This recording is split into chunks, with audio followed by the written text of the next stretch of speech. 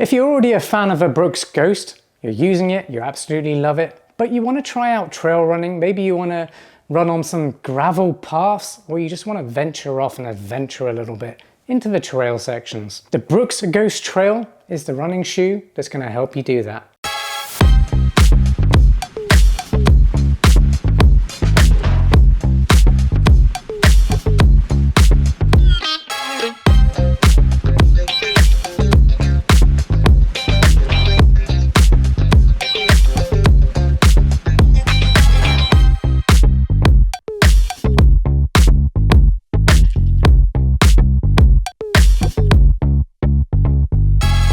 The Brooks Ghost Trail is a hybrid or road to trail running shoe, meaning it's capable of doing both.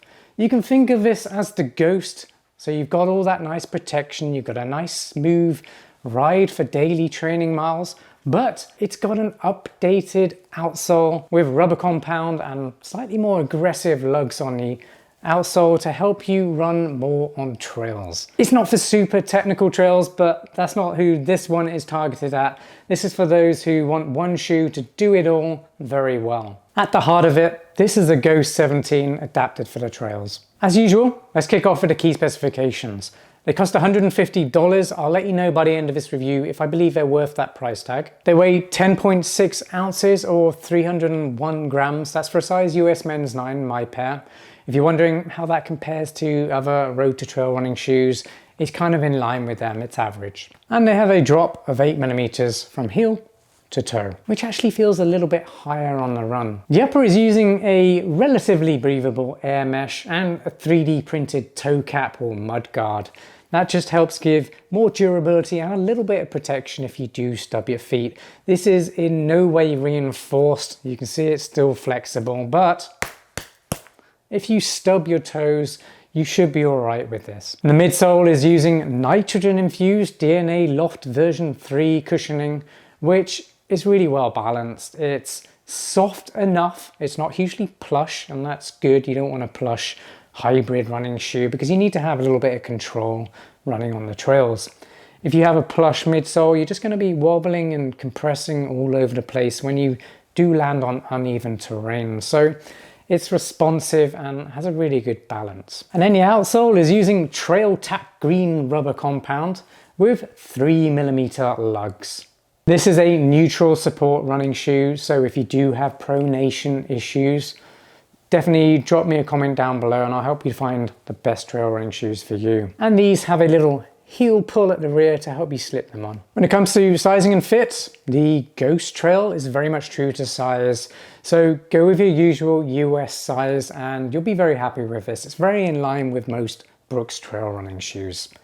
It has a medium width and the toe box I would say is average or medium width as well. It's got nice padded collars and a little bit of an articulated heel counter, which I really like because it means it doesn't put too much pressure on your Achilles, but also it gives you a good lockdown. So it's really win-win for me, a heel counter like that. And the tongue is very padded as well. So if you're used to running in Brooks Ghosts, then this is going to feel very familiar for you. It's going to be a really natural transition if you are looking for a hybrid running shoe to allow you to step onto the trails. If you're enjoying this review so far, please give a video a like. Really appreciate it when you guys do that. It's very easy to do, but it means a lot to me. So please just tap that like button and make sure you subscribe to the channel. Hit that notification bell. That'll let you know as soon as new videos drop. And if you're new to the channel, well, basically I always keep things genuine, honest, and as insightful as possible to help you decide whether or not the shoes I'm currently reviewing are going to be best for you or not. But if at any time I've missed something or you've got a question, just let me know in the comments. I reply to everyone. My goal here is to not put any bias on any running shoe. I'm not sponsored by any shoe brand. I don't get paid to create reviews like this. I just give you my unfiltered, unbiased, truthful opinions on shoes. I give you the pros and the cons. I let you know where it performs the best, what kind of running it's going to be best for, and areas where they fall flat. And I give you all the information about features so you get a better understanding of what those features do for you on the run. All that information is designed to help you make a better or more informed buying decision. So if I've missed something out that's going to be particularly relevant to you, drop a comment down below and I'll help you out. And also, if you've actually run in these shoes yourself, then I want to get your opinions. It's really going to help my subscribers, but also anyone who visits this video. It's going to help them decide whether or not the shoe's going to be right for them. Based on all this crowdsourced information, your input and opinions, it's going to help make it much easier for them. So really appreciate it when you guys do offer that information up. Moving on to my performance review, I'm going to start by talking about the midsole and the ride that it provides. So the DNA Loft version 3 foam is very well balanced. I mentioned this before. What do I mean by balanced? Well, a few things. It's pretty well balanced across the length of the shoe in terms of how it feels all the way along. Is it softer at the heel than the forefoot? Yes, it is softer because of that high drop. You've got a different amount of foam under the forefoot as you do at the heel. But also, balance can mean the fact that it's not overly plush, it's not overly firm. It sits in the middle. It's soft underfoot, but it also gives back. A plush midsole compresses a lot, but doesn't bounce back much. And that means you don't get a huge amount of energy return. So a well-balanced midsole like this is ideal if you're going to be running on the roads, but also light trails and gravel paths as well. You need something balanced that can handle soft trails and hard trails.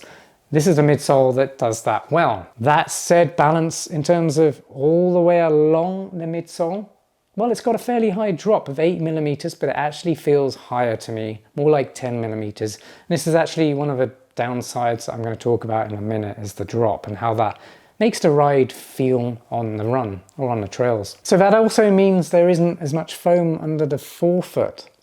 So it feels a bit firmer under there. So if you are more of a forefoot landing runner, you might feel this on hard terrain sooner than most. The fact it doesn't feel quite as protective under there. It does actually soften up. I noticed this more at the start of my run, but after about 10 kilometers, that definitely softens up. And it just feels like the foam compresses more now and I get a more comfortable ride on my forefoot. So that leads me on to the fact that this has a 8mm drop that to me feels more like a 10 or 12mm drop. There is also a downside to landing on your heels on technical terrain. You just don't have the same amount of control. The more you run on your forefoot or toes, the more control you got, the lighter footed you are.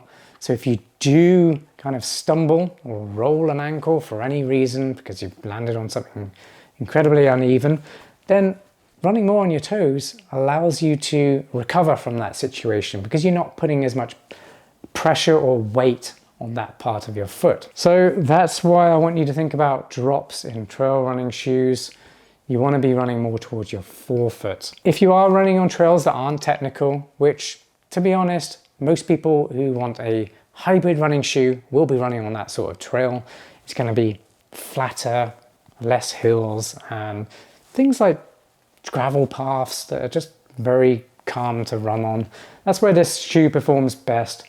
Nothing too technical. The outsole is very effective in most situations. The TrailTack Green rubber compound is sticky enough to handle most surfaces very, very well. But the lugs are only 3mm deep, so don't expect much if you're going to be running in muddy or wet muddy conditions. This just won't be able to handle it. The outsole just isn't aggressive enough. But for concrete, light trails, hard pack, gravel, this is absolutely fine. It'll do the job really, really well. This is a neutral running shoe, but it has a nice wide platform, giving it a really nice stable ride on the run. So it doesn't have support features in terms of trying to fix your overpronation or underpronation. There's no huge amount of support on the medial side or anything like that. But what I'm saying is the geometry of this midsole does help promote a stable ride. It's not rolling all over the place. So I really like that. It's important for a trail running shoe to be stable because that will give you confidence on the run. They're generally very comfortable on the run. The upper isn't the most breathable. It's got all right breathability. And that does make it good for shoulder seasons and winter running, as long as it's not wet and muddy on those trails. But it does make it quite a hot running shoe if you are going to be using these in hot summer conditions. So just be aware of that. Summarizing my performance review then, The Ghost Trail is really going to be best for daily mileage, anyone who wants one shoe to be able to run on the roads, but also light trails. That hybrid that lets you drift between the two is really, really valuable because it's going to make your money go a lot further, having a shoe that can do both situations. If you're wondering where this one is placed on my best road to trail running shoes roundup, follow that link up there. That will take you to my roundup. You can see that roundup as a guide to help direct you to the best hybrid running shoe for you and your needs. But if you're stuck at any point, again, drop a comment down below. I reply to everyone. Is the Brooks Ghost Trail worth $150 then? Well, for the right person, 100%. That right person is someone who absolutely loves the Brooks Ghost already. You've been running in that shoe for ages and you've been eyeing up the trails. You want to start getting a little bit more adventurous and start exploring in nature, or maybe you just have a lot of gravel paths near you and you want to run on that. This is a shoe that allows you to run on roads and all that as well. So you're going to save money by buying this. Now, it's not the best road to trail running shoe out there. It is ranked very highly, but it's not the best one. And it's very important to note that because this is a hybrid running shoe, it's designed to be able to run on roads and trails. Well, that goes hand in hand with the hybrid road to trail category. You've got to figure out what you're going to do most of, because not every hybrid running shoe is a 50-50 split. Some are much better at running on roads, but good enough for light trails. Some are complete overperformers on the trails, but also allow you to run on the roads, and they perform all right on the roads. And of course, you've got some that are 50-50 splits that perform really, really well on both. This is one of those 50-50 trail running shoes that performs well on road and trail. Do check out that roundup that I mentioned earlier. That's going to help you find the right hybrid for you. So if you are looking for an affordable road to trail running shoe, this is a very good one. If you're familiar with Brooks and you love that brand, you love how they feel underfoot, then this is going to be a very good choice for you. If you don't like running in a high drop running shoe, then I would avoid these. There are lower drop hybrid road to trail running shoes out there, which are going to be a much better fit for you. And of course, if you've got wet, sloppy mud, these won't be for you either. Well, I really hope you enjoyed this Brooks Ghost Trail review. If you did, again, like the video, drop a comment down below if you've had experience with them or you just want to say hi. It's really great getting to know some of you better. So please do introduce yourself if you don't have any comments on this shoe in particular. And make sure you subscribe to the channel. Hit that notification bell, and I'll see you on the next review. Peace.